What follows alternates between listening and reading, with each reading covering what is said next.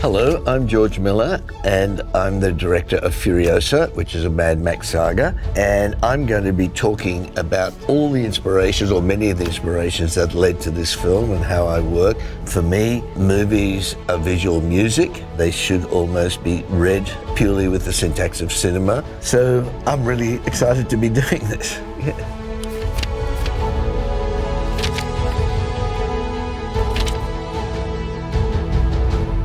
Well, Mad Max, boy, it's a long story. Way back in the mid-70s, I became interested in film, not with any regard to any sort of career or anything like that. I was a kid who grew up with my twin brother in a rural Australia. Before there was television, before there was internet, there was just play, school, and the Saturday matinee, and that had a massive influence on me, of course. And the first Mad Max, which was the first feature that we worked on, I really wanted it to be a film in which, as Hitchcock said, they don't have to read the subtitles in Japan, that they're read purely as a bit of visual music. I didn't really know what I was doing then. None of us were experienced, even Mel Gibson, who's played Mad Max. He was straight out of drama school, never really worked on a movie before. But somehow it tapped into universal archetypes. For instance, in Japan, he was seen as a samurai. In Scandinavia, some sort of lone Viking.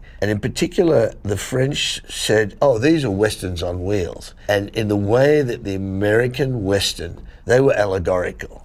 A very elemental world with very simple rules, allowed you to get a lot of story into it. So from the beginning, those sort of stories, figures in the landscape undergoing some sort of fundamental conflict, which is the essence of all drama, was a kind of staple of film storytelling. The Mad Max and Furiosa and these Mad Max stories are kind of a progression along that same continuum. Oh, so here we are, Queensland, Australia. This is very familiar. This is kind of flat, loamy earth. As I said, there's nothing but the Saturday matinee. So in Mad Max 2, it was really interesting. There's the OPEC oil crisis in the early 70s. In Melbourne, where we were, a very lovely city, and none of the social pressures that lead to violence and so on. But it took 10 days of oil restrictions for the first shot to be fired. It wasn't fired at anybody. We don't have a gun culture in Australia, but it was fired in the air where someone got ahead in a queue, a long queue that went for blocks. And I thought, if it took 10 days, what would happen in 100 days? What would happen in 1,000 days and so on? And that led to these sort of stories. But that's been the story throughout history. I have resources, you don't, I have to protect them. That's who we are, the worst and the best of us in these sort of things. Story always has primacy. Story is all. Everything is driven by story. But then to play with the technology and kind of do things that you couldn't imagine doing before is very exciting. And the biggest shift in cinema after sound was the digital dispensation. But I think Jurassic Park was probably the first big event in digital cinema. 63 shots of dinosaurs really kind of started it. We were lucky enough with the first Babe film to be at Universal, who already knew what this technology was doing, and we were able to sort of make little animals talk. That was really an exciting time. The cinematographer of the Babe movies, Andrew Lesnie, went on to shoot Lord of the Rings.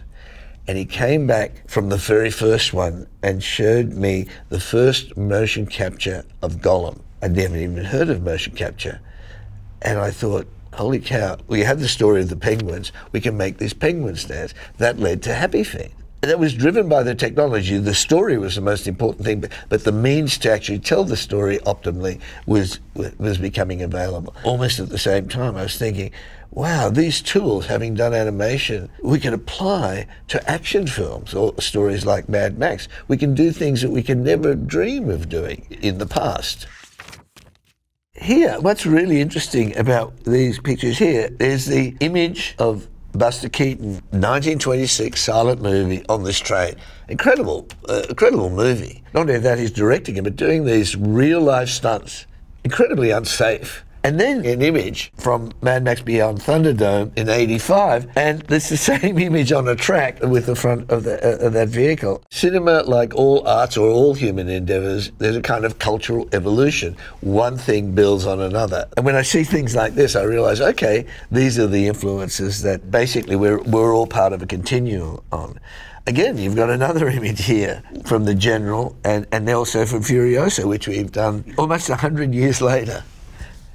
we've got an image like that. And here you have pictures of Once a Time in the West, Safety Last with Harold Lloyd, and then Lawrence of Arabia with trains and so on. And then we start doing the similar things in this time. Again, I guess, vehicles, moving vehicles.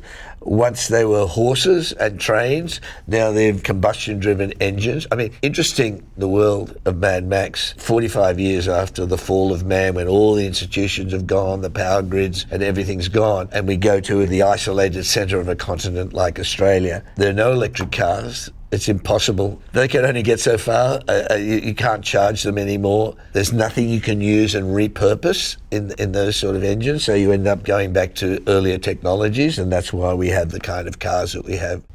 And now I'm going to talk about the production design, which is really key. On the very first Mad Max, there were only 30 people in the credits. On this film, this is shooting, there are 1,000 people. How do you bring everyone together with the same sort of ideas and visions? What are the guiding ideas? So one of the most important things was to say that everything that we see in the film, every single detail, every utterance, every bit of behaviour had to be made of found objects repurposed. That was really, really key. And we had to understand where those found objects came from. If you look at any of the vehicles, particularly in Fury Road and Furiosa, they had to be from existing vehicles, again, cobbled together, repaired, put together in some way. Just because we're in an impoverished world, it doesn't mean people stop making beautiful things. So if you've got stuff and you put together as kind of,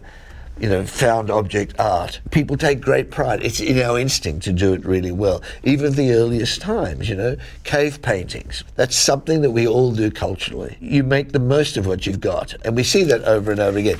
This was in the 70s. We saw some footage of the 30s where police were putting on these police pageants with bikes doing all these sort of formations and so on. And there was a chariot race where people had two bikes and a chariot, and it was based on the first Ben-Hur movie, the silent version, in the late 50s. There was that big one with Charlton Heston, that amazing chariot race in big widescreen. And when we saw that footage, we said, well, of course, Dementus, the Chris Hemsworth character, sees himself as some sort of glorified, Roman classical figure, and so he rides across the wasteland with his massive horde of bikers in a chariot bike. Here we see it here. So we have the police in the 70s, we saw it from the 30s in Australia, Ben-Hur, 1959, and here he is doing the similar thing here.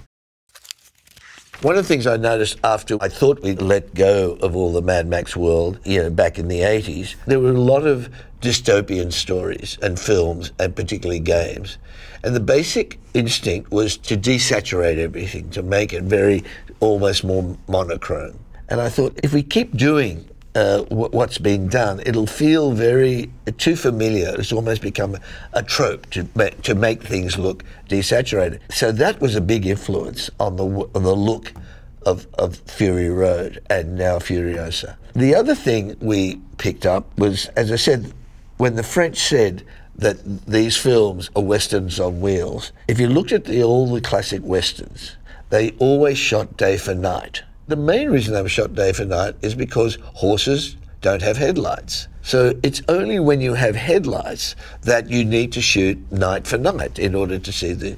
Now, in the wasteland, it's definitely not conducive to your survival if you keep your headlights on, because people can see you from miles away. So you don't want to draw attention to yourself. So if you're travelling at night, as they were in Fury Road, escaping in the war rig across the wasteland, the last thing you want to do is put your headlights on. So we shot day for night. When I went to Japan, they said, oh, Max is a samurai.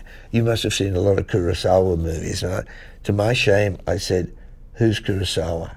Which is terrible. when they told me, I made it my job to immediately go and see all the Kurosawa movies. Of course, what was so amazing about him, he took basically Hollywood cinema and reinterpreted it. I'm following in that sort of going down that path because, again, he was someone who was able to take cinema and make it his own and master all this stuff. And it's so great that you've got these images here like this. It's fantastic. So characters, how do we approach characters? Characters absolutely drive the narrative. If you go back to the earliest times, let's go back to the Greeks and so on, it's all about what characters want and how those wants bring them into conflict with others. So we were lucky enough in Fury Road to have Charlize, who's someone who has that kind of stature just intrinsically as a person. You know, it's purely an intuitive thing when you actually cast someone. You can't really articulate exactly why someone feels right. So she was this character in the story. Almost a decade goes by and we have to shoot Furiosa.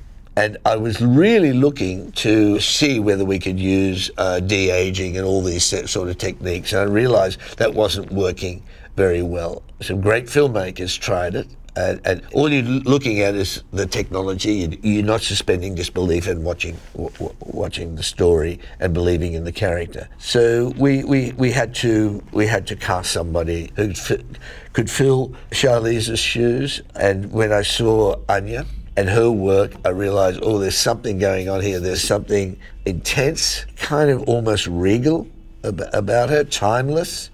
And I knew that she was someone who was very rigorous in her work, like Charlize. I mean, both of those actors started ballet when they're very young.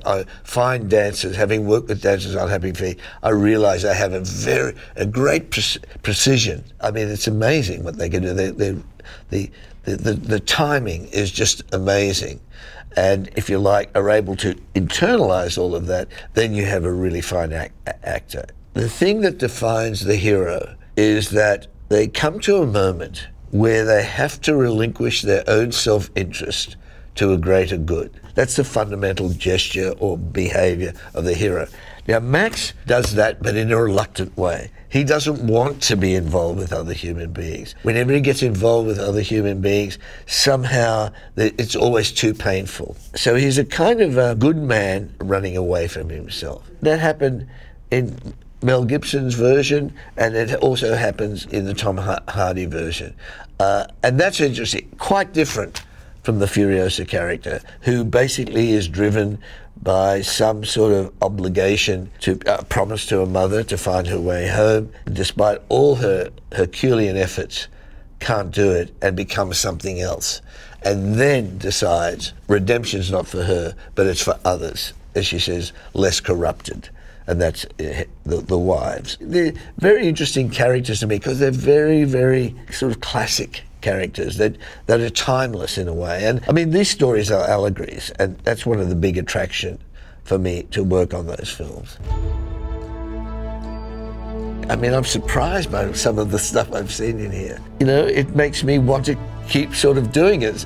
Stimulated by the very conversation we've had here. I'm still doing it, and people say, why are you still doing it? And I say, well, I'm still really curious about it. It's changing.